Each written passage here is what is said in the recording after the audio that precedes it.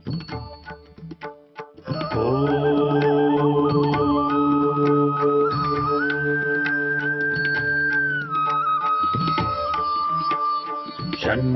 मित्रः शं वरुणः शन्नो भवत्वर्यमा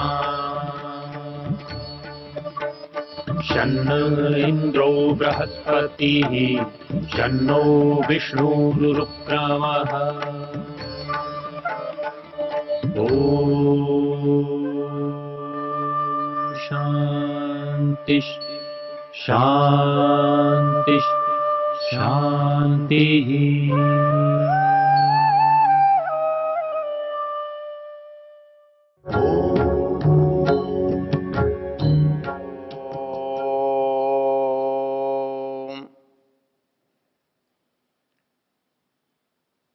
हम एक ऐसे मंत्र पर विचार कर रहे हैं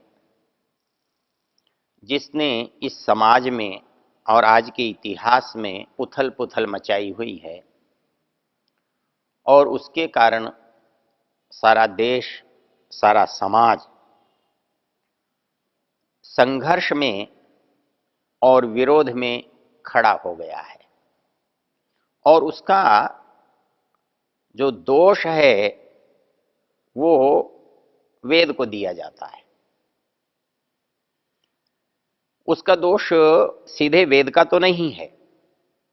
हाँ, वेद को जो जानने वाले और मानने वाले लोग हैं या थे, उनका दोष अवश्य है। इस बात को समझने के लिए ऋषि दयानंद के एक विचार को समझना होगा। ऐसा हुआ कैसे? जो चीज समाज की व्यवस्था के लिए बनी थी, समाज की उन्नति के लिए बनी थी, वो अवनति का कारण कैसे बन गई?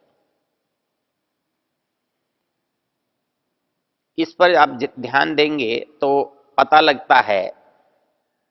ऋषि दयानंद कहते हैं कि इस देश की अवनति महाभारत के 1000 वर्ष पूर्व से प्रारंभ हो गई थी और उस अवनति का एक प्राकृतिक कारण, एक सहज कारण था। जब भी कोई बात, कोई समाज, कोई चीज शिखर पर पहुंचती है, स्वाभाविक रूप से उसका पतन होता है। जो चीज ऊपर तक गई है वो नीचे भी आएगी। तो जो समाज ज्ञान में, ऐश्वर्य में, सभ्यता में, संस्कृति में ऊंचाई पर पहुंचा है, तो किसी न किसी कारण से वो नीचाई की ओर भी प्रवृत्त होगा। तो इसलिए इस देश में जो अतिशय समृद्धि, ज्ञान और उसके कारण से होने वाला आलस्य, उसके कारण से होने वाला प्रमाद, अकर्मण्यता, स्वार्थ, उनके कारण से वहां शिखर से अवनति की ओर हम चलते हैं। और उसकी परिणति होती है आकर महाभारत के काल में। और महाभारत के काल में उस परिणति में जो सबसे बड़ा पतन हुआ या पतन की जो पराकाष्ठा बनी, वो पराकाष्ठा बनी महाभारत के बाद की व्यवस्था। इस बात को हम कैसे समझ सकते हैं? पहले आज जिस व्यवस्था से हमें दुख है या जिस व्यवस्था से हमें परेशानी हो रही है, जिस ब्राह्मणवाद हमारे लिए कठिनाई पैदा कर रहा है, ये आज तो नहीं था, ये तो वेद जब से है तब से था। और तब से आज तक यदि ये व्यवस्था हमारे समाज में, हमारे समाज की उन्नति का कारण रही है, तो फिर आज वो हमारी अव्यवस्था का कारण कैसे बन गई? इसके इतिहास को जब हम समझते हैं तो महाभारत में वो क्षण, वो परिस्थिति उत्तरदायी है जहां से इस व्यवस्था के लिए कोई नियम बदले गए थे। पहले तो नियम ये था कि ये जो ज्ञान है, ये व्यवस्था है, ये सबके लिए है और सब इसको पालन करते हैं, सबके लिए इसको पाने की स्वतंत्रता है। अंतर कहां आता है?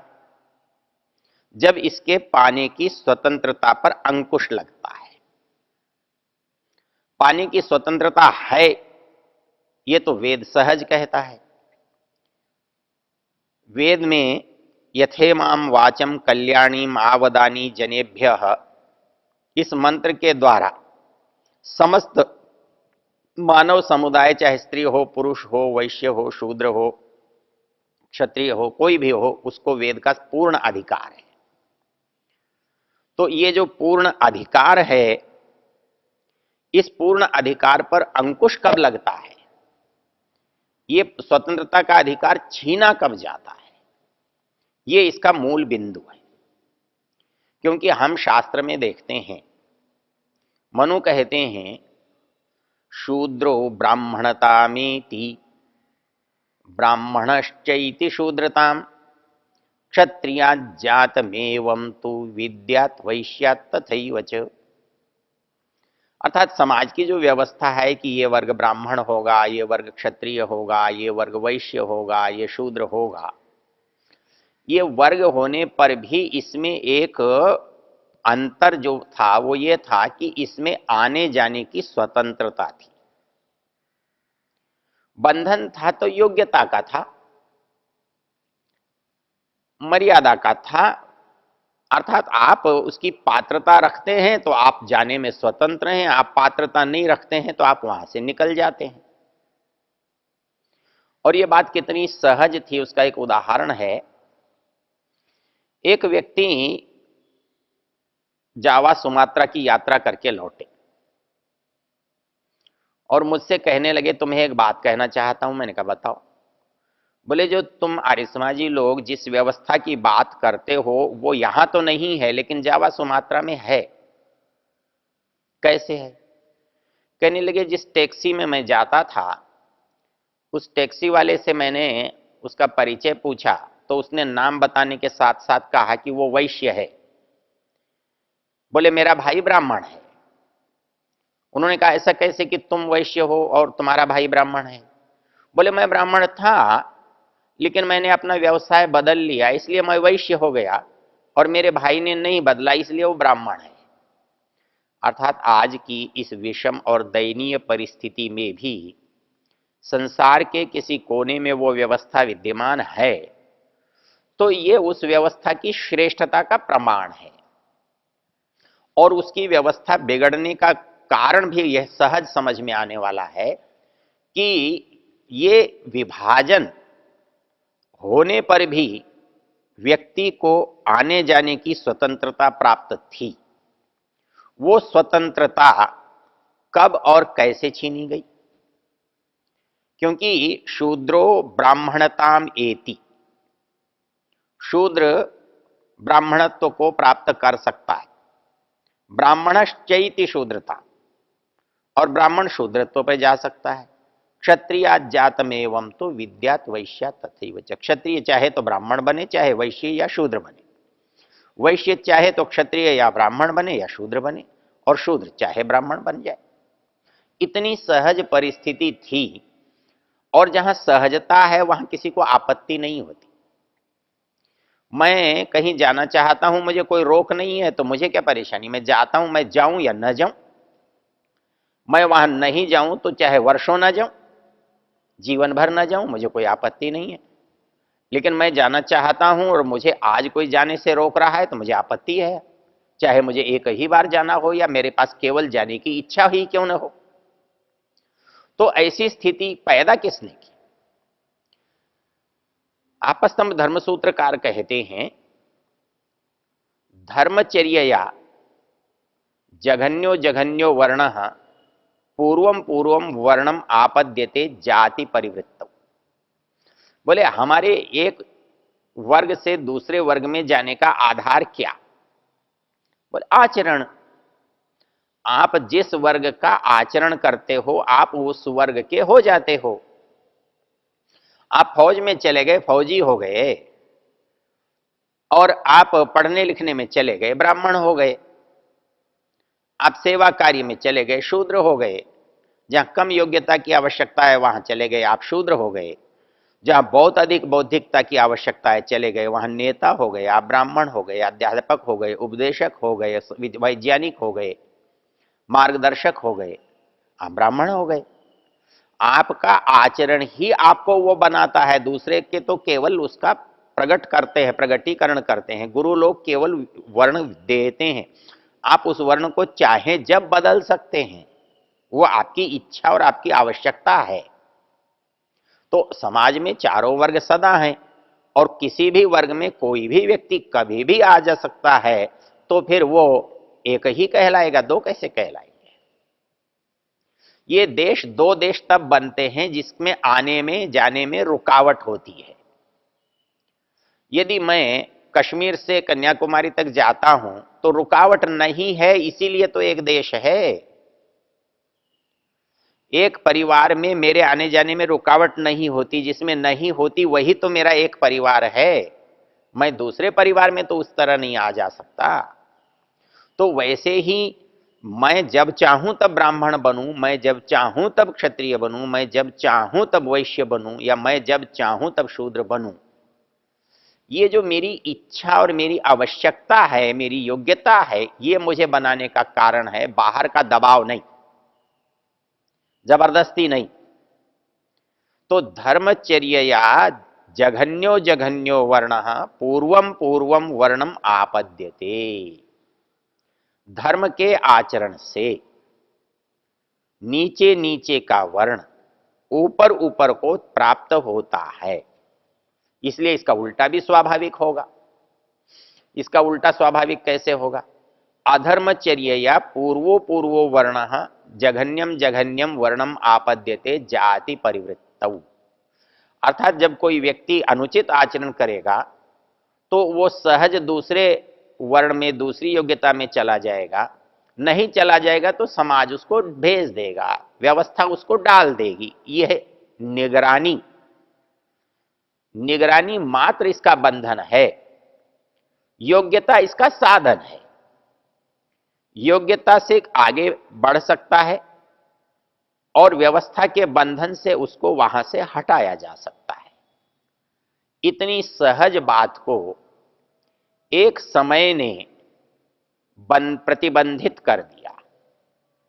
अर्थात एक जो चक्र था, और चक्र का महत्व तभी है जब वो घूमता है, उसमें गति होती है, और इसकी गतिमत्ता के कारण से उसका महत्व होता है। और उस गति की सबसे बड़ी विशेषता होती है, जो उसका प्रदेश निम्नतम स्थान पर है, वो उसकी गति से उसके उच्चतम स्थान पर जा सकता है, और उसकी अधोगति से निम्नतम स्थान पर आ सकता है। तो यही चक्र समाज में ब्राह्मण, क्षत्रिय, वैश्यत्व और शूद्रत्व के रूप में चल रहा था। इसमें कभी भी कोई भी ब्राह्मण बन सकता था और कभी भी कोई शूद्र बन जाता था। इच्छा से वो ब्राह्मण बनता था और व्यवस्था से शूद्रत्व पर आ जाता था। व्यवस्था उसे वहां योग्यता न होने पर टिकने नहीं देती थी, और योग्यता उसे रुकने नहीं देती थी। योग्यता उसको आगे बढ़ने के लिए प्रेरित करती थी, अयोग्यता उसको नीचे आने के लिए बाध्य करती थी।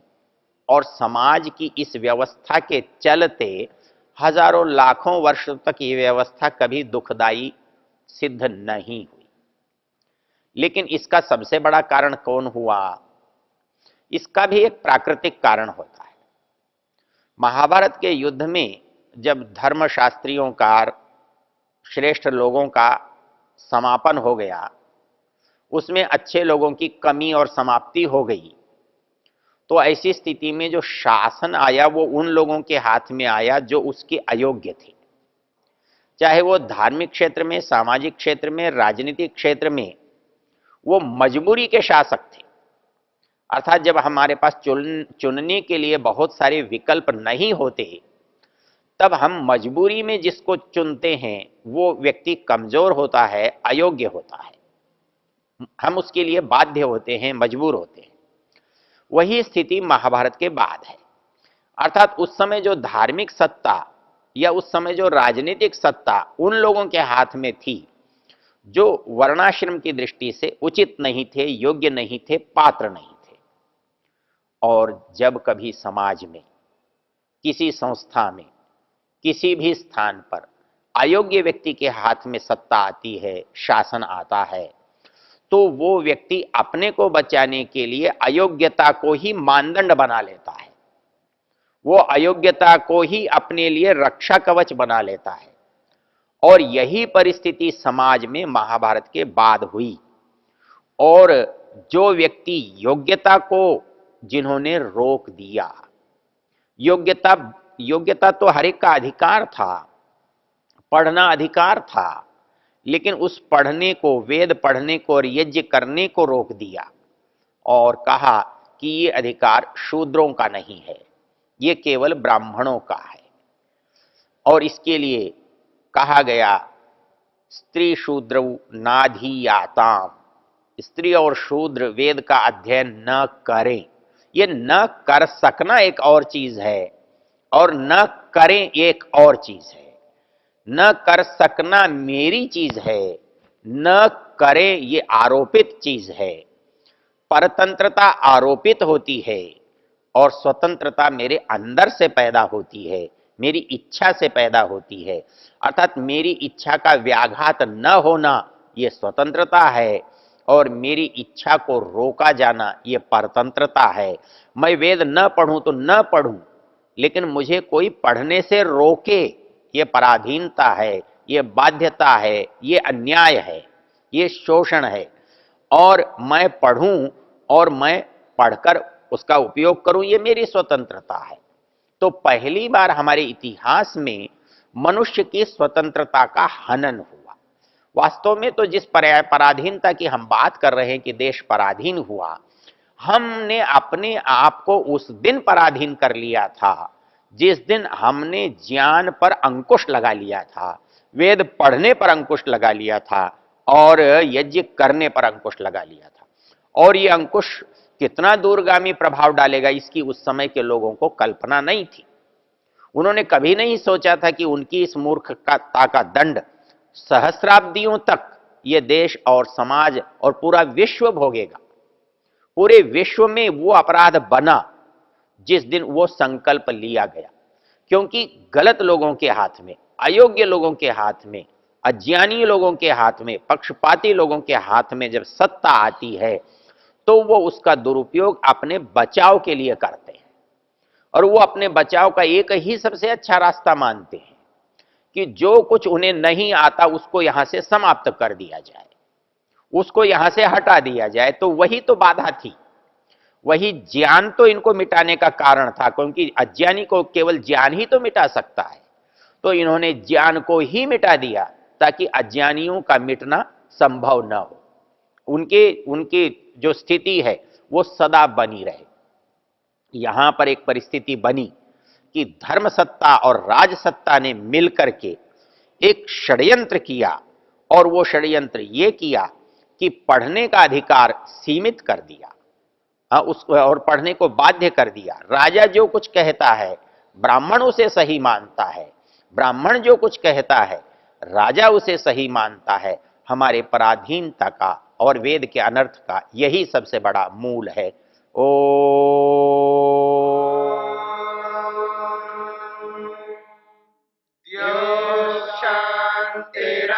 शान्तिरन्तरिक्षं शान्तिर्पृथिवी शान्तिरापः शान्तिरोषधयः शान्तिः वनस्पतयः शान्तिर्विश्वे देवा शान्तिर्ब्रह्म शान्ति सर्वं शान्ति शान्तिरेव शान्ति क्षमा